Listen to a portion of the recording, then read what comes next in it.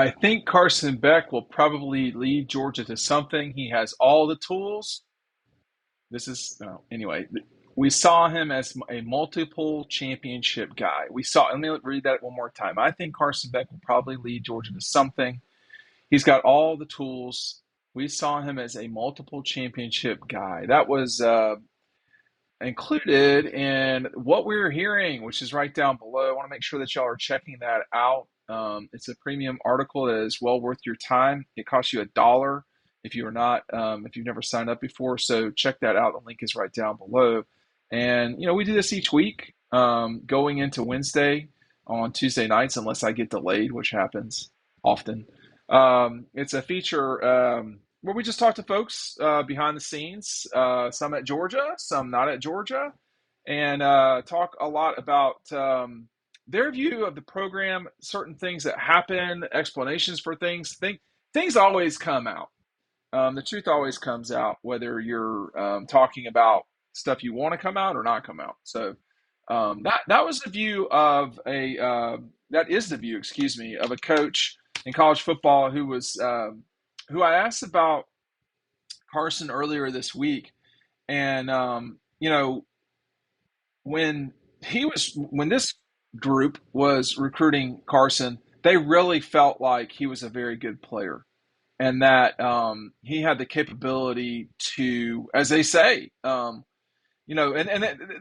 they go on to talk about how, and I say this a lot, we just don't know what's going to be like when he has pressure, like they felt like when they were in the recruiting world, going up against Georgia, that Beck was worth pursuing. And you remember, Carson was committed to Alabama in some form. I'm not sure I remember that. I mean, I went down to Jacksonville 2 or 3 times. I just don't remember in my conversation with Carson. I don't recall if he was committed to them in baseball or football or what, whatever. But he had been committed to play at Alabama, and eventually he went with the Dogs, obviously. So that flip, um, as it turns out, was a very important thing because where would Georgia be right now? Would they have a different quarterback? Would they be rolling with Vandegrift? Would they be rolling with Gunnar Stockton? I don't know. We don't have to know the answer to that. We already know that Carson is likely to be the starting quarterback there, and I think the biggest thing that when you talk to coaches, that they talk about is, particularly with quarterbacks, is the mental side of things. Like, are they mentally tough or not? Because when the quarterback that's starting is not mentally tough, you hear about that pretty quick from coaches. And that's like, that's something they talk about pretty quick. Like, I didn't think he was very tough, or I know he's not very tough. And that's, you know, one of the things that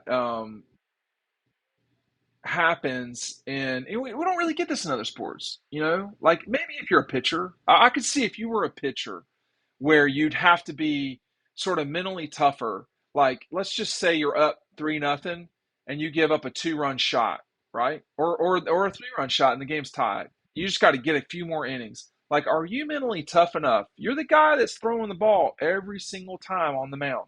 Are you mentally tough enough to just let it go? Because, I mean, guys are going to hit home runs. Like, we're playing baseball here. Guys are going to hit, the other team's going to score, and particularly in college baseball, but anymore in Major League Baseball too. So if you're DJ Shockley, let me just talk about Shock for a second, and David Green too, by the way. I mean, I talk about Shock more because I was, when David's like 3 years younger than me, which is crazy. Which means Shock's not much younger than that. But anyway, you know, both of them, no matter who you are as a quarterback in an SEC school, it's going to be tough. And, if you're Greeny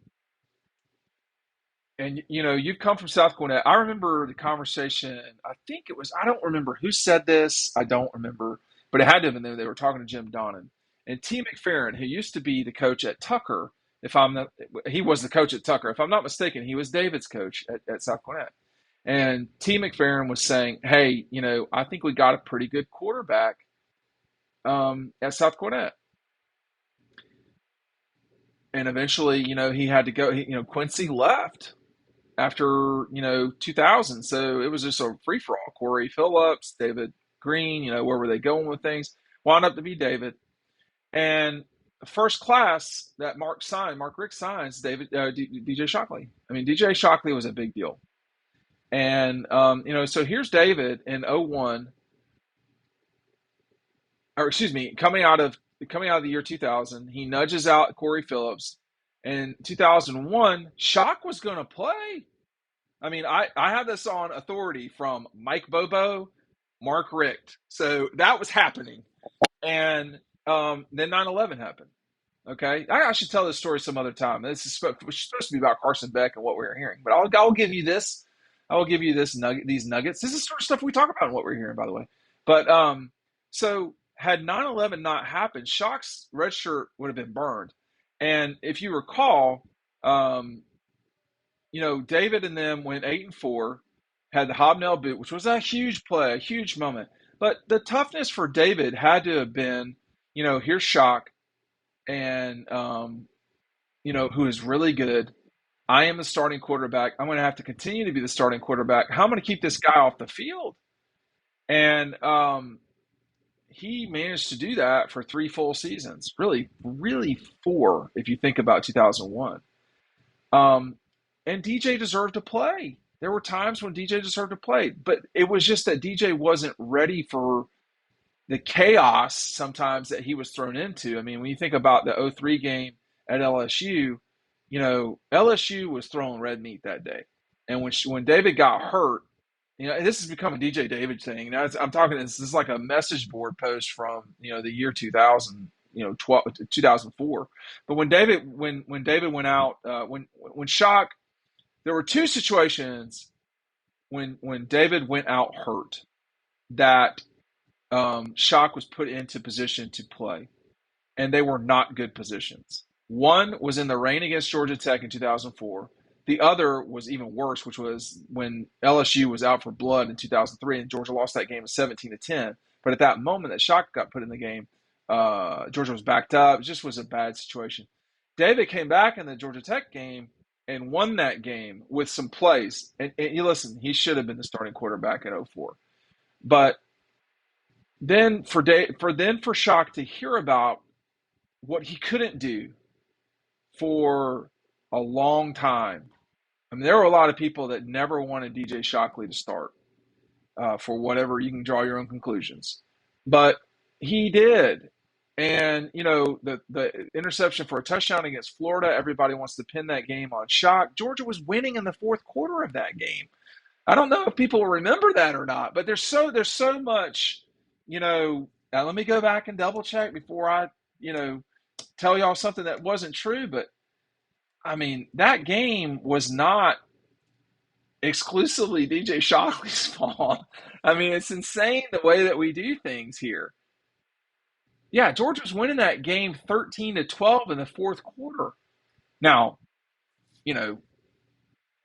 I don't know, whatever. I mean, that interception happened in the 2nd quarter. Georgia was down 12-7, came back and got the lead. So whatever. I mean, it's just what it is anymore. I mean, people choose what they want, and they did that with Stetson Bennett too. By the way, everybody did that with Stetson. I did not. I will tell you right now, I did not. I didn't know. I wasn't banging the drum for the guy because he wasn't playing well. But eventually, if you couldn't see it, you just chose not to see it. Now we have that in society. We do these things. We do these things where I've decided what it is for me. And I'm going to say, I don't care if the sky is blue. I'm saying it's purple, and it's purple. Well, no, man. Like, look at the sky. And for Shock, I don't know if Georgia beats Clemson in 2002 without DJ Shockley. Now,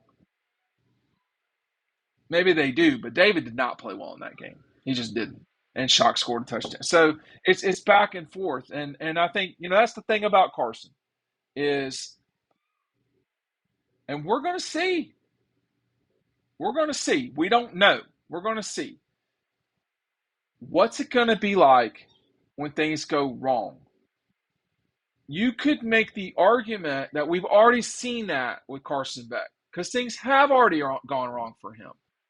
It's not him on the cover of Double Dogs. Okay, it's Stetson. So people will argue, oh, well, you couldn't beat Stetson Bennett out like that. We heard that constantly. People really think Carson Beck is good, and not just Georgia people. But he's got to go out and prove it. Can he? Well, we'll see.